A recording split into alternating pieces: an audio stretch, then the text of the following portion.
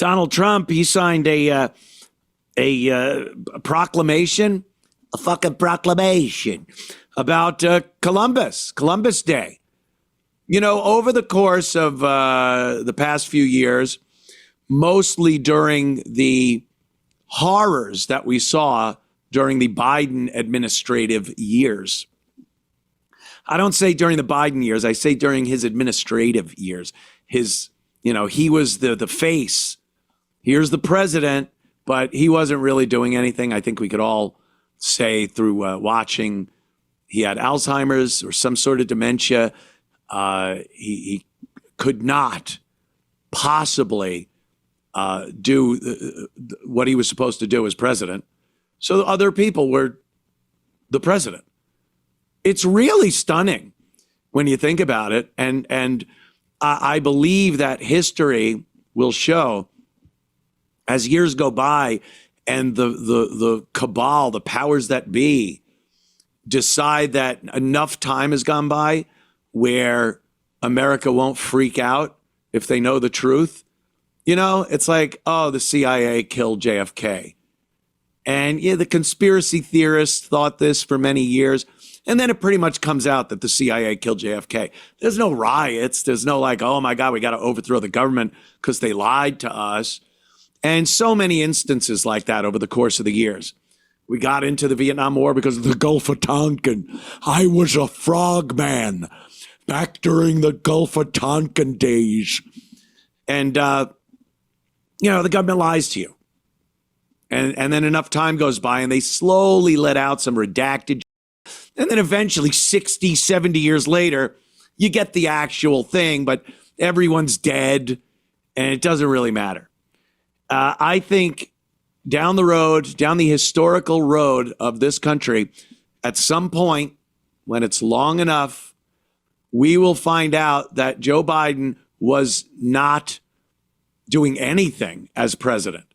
And we will find out who actually was pulling the strings. We kind of know, there are people that are considered conspiracy theorists, but they're not speaking about anything that didn't really happen. But overall, Americans really need proof. And I think we'll get that in time, and it'll be stunning. But I know right now, and I'm stunned right now, that this happened. We had a president for 4 years who actually wasn't the president. And other people were using auto pens and shit to pass things, to pardon people, and to make policy, foreign and domestic, all without the president ever knowing or really doing anything. They had the perfect puppet, a guy that didn't even know he was a puppet. He just walked around. What do I do today? I'm supposed to stand here. I can't talk to the media. I'll get in trouble if I talk to that guy. Hi, this is Anthony Cumia. Hello, I'm Gavin McInnes. And together we're Compound Censored. And we would like you to subscribe with this deal using this promo code right below me right now. Do it, because it's very entertaining. It really is astounding. I know now. I know right now, and I think a lot of you do too.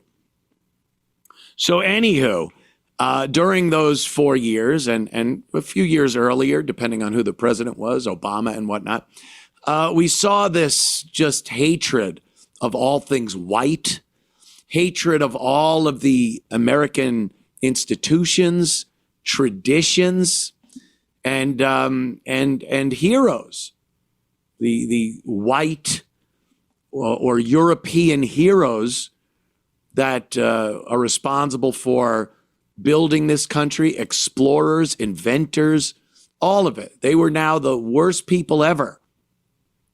And Christopher Columbus, of course, fell under that umbrella, and he became the worst guy.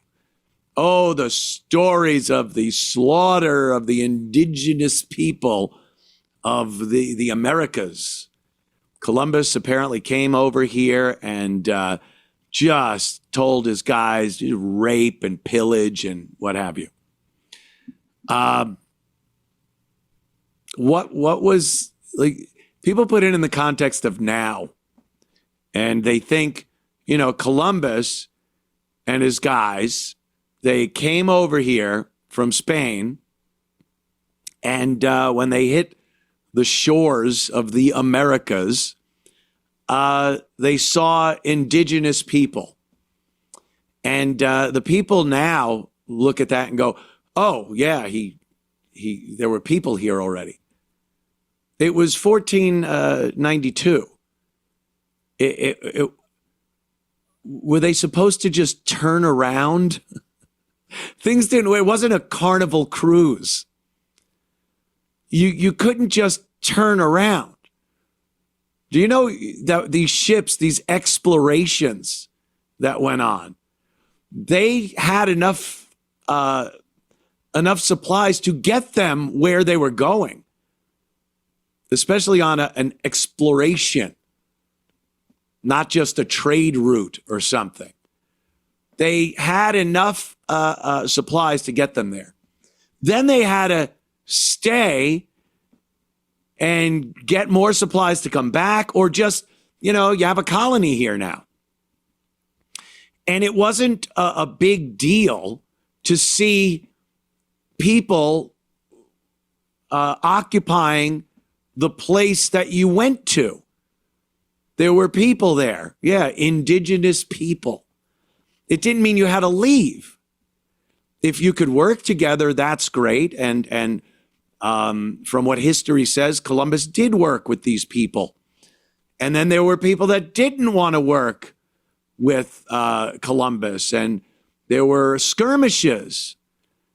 But the bottom line was, Spain gave a bunch of money to Columbus to see what was over the horizon, and see if there were resources that could be claimed for Spain. And that's how shit worked back then.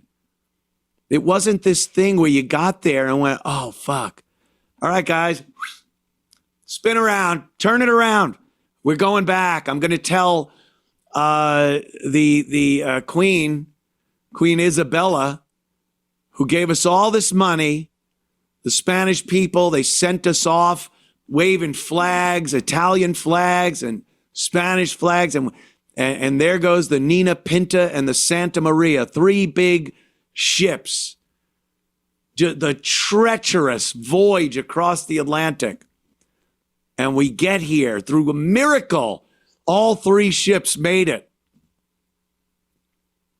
But we'll tell them that there's some people here. So we just turned it all around and we came back. Sorry. Do you see how ridiculous that would be? It didn't work that way. There was a lot of conquering going on back then. A lot of conquering. There were actually guys with their name and then the Conqueror after it. That's how popular conquering was. It was never, Victor the turnaround guy. Oh, remember Victor? Yeah, he would get somewhere. He would turn around. You never hear about Victor the Turner, the turnaround man. You hear about the Conqueror. So that's what happened. And, hundreds of years later, centuries later, these dummies look at it with their mentally retarded liberal eyes and brains and somehow see him as an evil guy because of their 2020 virtue signaling. Oh, he's terrible. Not even considering the circumstances of 1500. Not even considering what that was like, and that you don't just get on, turn around, and leave. So Columbus was unbelievably brave, very intelligent, and the ability to adapt. You had to be able to adapt. You're going to some unknown land, and you get there, and now you got to carve out a little place for you and your people to survive. You got to hunt brand new types of game, build shelters with the resources available to you. And yeah, if there are people there, you got to try to wheel and deal. You don't want to get there after this long voyage, have people that are ill and whatnot, and instantly you're battling people. You don't want that. You want to deal with people, trade, have some kind of civil recourse. But, you know, they look and just go, the poor indigenous people. Piss off. Just piss off. So Christopher Columbus, he's a hero in his house. Jesus Christ. So Trump signed a proclamation because over the course of the Biden years and everything else, what I've just explained. So let's see what this is all about. Watch the video. Trump signing the Columbus Day Proclamation. Your Columbus Day Proclamation for Monday, which we're signing a bit early. Christopher Columbus obviously discovered the New World in 1492. He was a great Italian explorer. He sailed his 3 ships, the Nina, the Pinta, and the Santa Maria, across the Atlantic Ocean and landed in what's today the Caribbean. But this is a particularly important holiday for Italian Americans who celebrate the legacy of Christopher Columbus and the innovation and explorer zeal that he represented. In other words, we're calling it Columbus Day. Yes. Silvio Dante's happy. That was the press that broke out in applause. Can you believe that? I've never seen that happen before. The press actually broke out in applause. Good. Columbus Day. We're back. Columbus Day, we're back, Italians. Yeah. What murder? He was a great guy. There. It's that simple. It's that simple. And it doesn't, a proclamation is legally, whatever it is, technically speaking, it's nothing. It's the spirit behind things like that.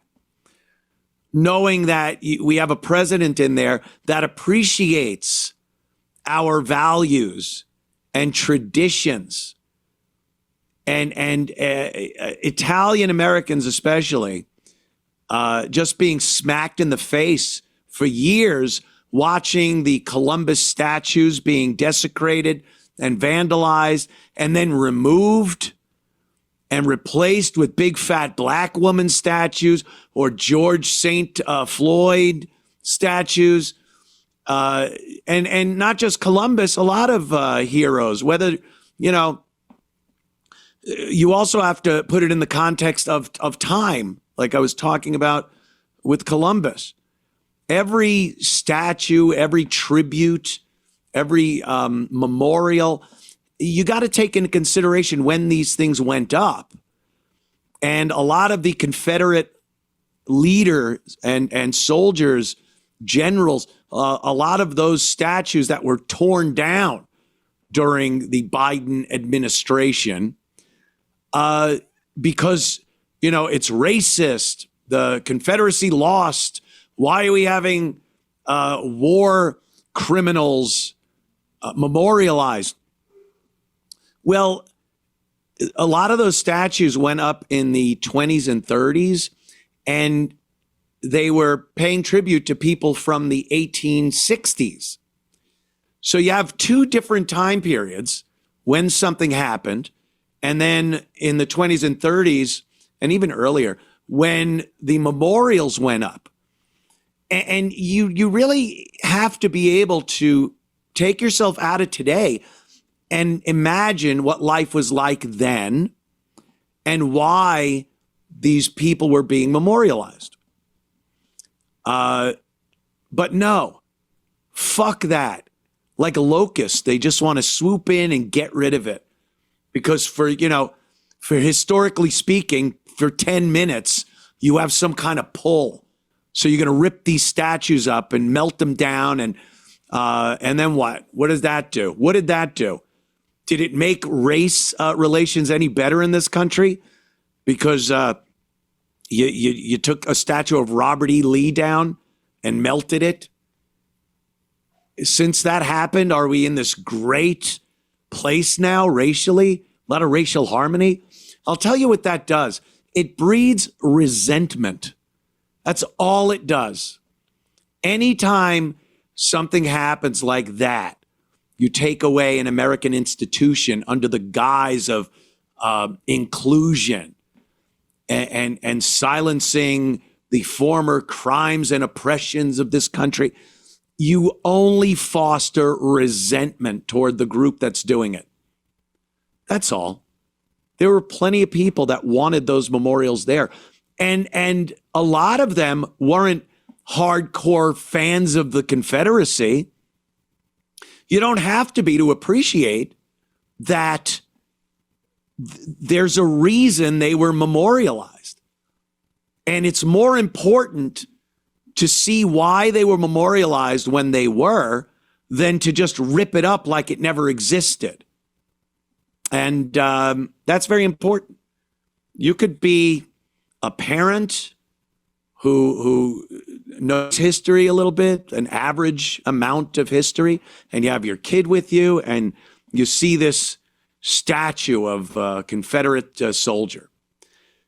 And doesn't that give you a great opportunity to speak to your child about that history, who this person was, and maybe even convey some of your ideology about who that person was and how you feel about it, but letting the child know that there are these monuments and things around, and there is a way that everyone has to research it and find out about it on their own and educate yourself as to who these people are, who paid tribute to them, what they did, instead of just, yeah, look at that, fuck you, burn that down. It's such a fucking beginning of 2001: A Space Odyssey with the monkeys hitting the skulls with the bones, and then hitting the monolith with their bones. The best way to educate people isn't to just wipe out what happened and not talk about it. And those memorials were there, and they were put there for a reason. People felt passionate. Yeah, here it is. Ooh, get rid of it. Oh, no. Robert E. Lee statue. Yeah, that's what they want to do. Unbelievable. So, yeah, it's much better to keep them there and have discussions about it and educate yourself. I think it would spark some curiosity. You're walking around, you see a guy up on a horse, statue's huge. First of all, those fucking statues were majestic. The craftsmanship that went into those things, the horses, they're just giant. It's stunning when you see these things in person. Fuck that, it's art, ew, fuck it, burn it, melt it. They talk about book burnings. They always want to equate when conservatives don't want their 10-year-olds to have access in school, in a school building, to a book that shows, Andy and Johnny sucking each other's. They don't want that book in the library. So they go to meetings. They go to school board meetings and whatnot and voice their displeasure. All of the legal ways you're supposed to handle stuff. They don't break into the library, pile the books up in the parking lot with some lighter fluid and burn them. That's how it's done. But the left sees that, and what do they say? Nazis, they're burning books. They're not burning books. But when you look at a statue and see somebody that perhaps a historic figure you don't like or agree with or deem racist or whatever your problem is with it, the first thing you want to do is tear it out of the ground and melt it down. Fuck the whole thing of what it symbolizes. Just like I said, the majesty of it, the amazing artwork of it. And what are you doing? Burning it, melting it down. Make you feel better? How'd that work out for you? And that's, that's a big portion of the country we live in. Don't be educated. Don't get some knowledge about what you're seeing. Close your eyes and have someone tear it out of the ground. God, I don't want to see it. And now you walk through the same park with your kid and there's nothing there, or some statue of a fat black woman, and you go, what is that? I don't think we should have statues of stuff that you could readily see in a Burger King or a McDonald's or a Target store. Oh, it's a statue of a big fat black woman. It's not a statue. It's not a statue, sweetie. Just don't look at it. Turn away and run. That's, now you walk into what education is your kid going to get?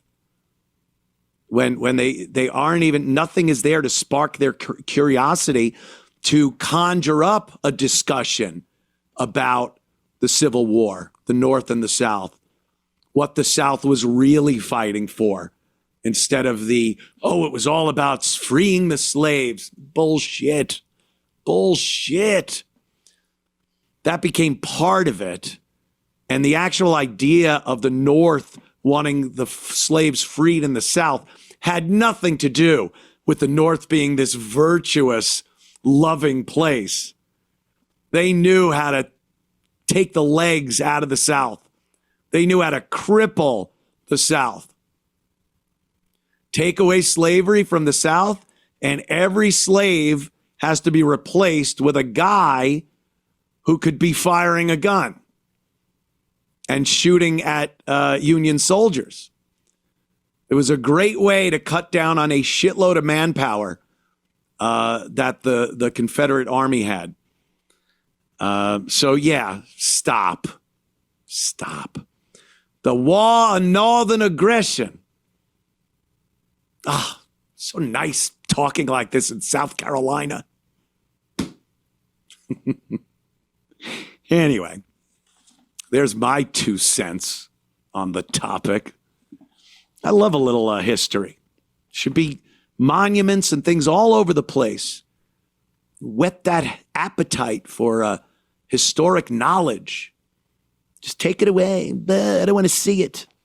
So if you enjoyed that clip, Then subscribe to Compound Censored using this promo code.